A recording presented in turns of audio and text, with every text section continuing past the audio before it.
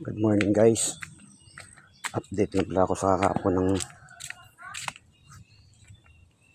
naglinis dito yung sibuyet. Tagala pa yun. Ito na yung mga bubong ng dating kulungan ng itik ko. Yan, nilinis niya ang gilid pero kulang pa rin.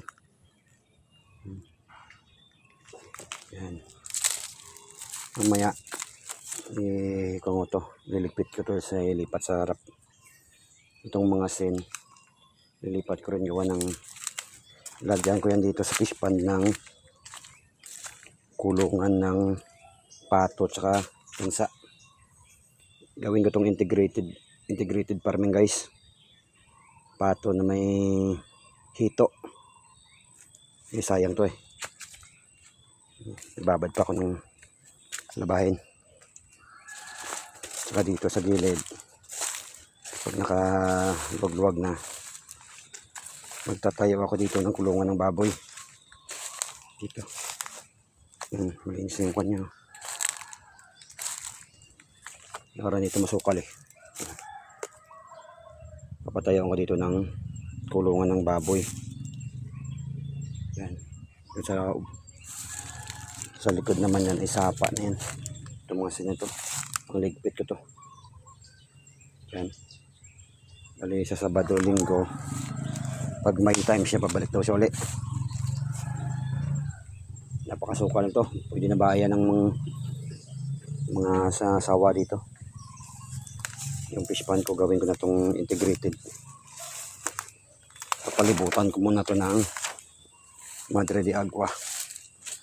Kung kayo mahilig sa farming, ito muna unahin nyo. Yun o, maraming mga kalaka.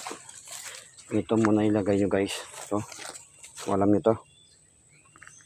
Good for mga poultry tsaka kanto. Manok, Madre de Agua. Kaya pinapalibutan ko to ng Madre de Agua muna. For the future, mayroon na makain yung mga halaga natin. Itik, pato, at saka dansa. Laki ng Madre de Agua. Yan. Pampaitlog din yan guys, Madre de Agua.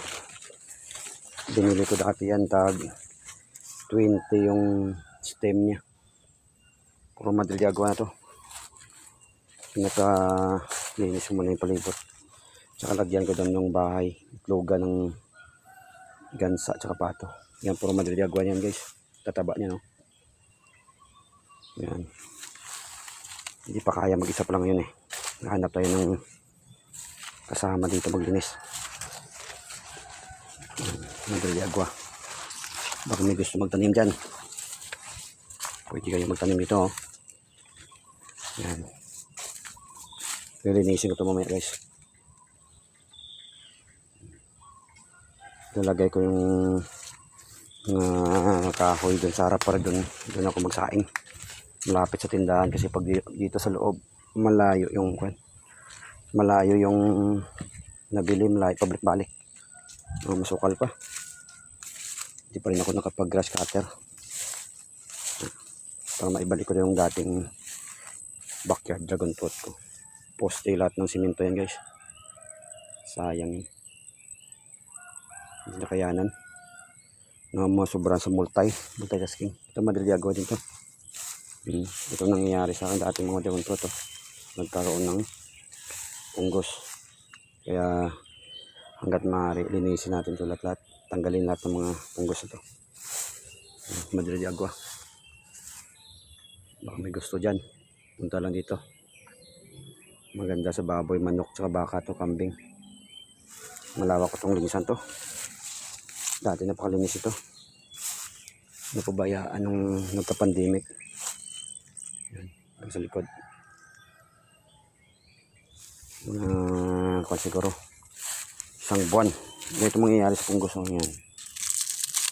Kanker na to. Tanggalin natin lahat-lahat to. Palitan ng bago. Kulang sa kasama. Yan. Sukal pa. Update na ako guys. Ito mga to. Rambutan.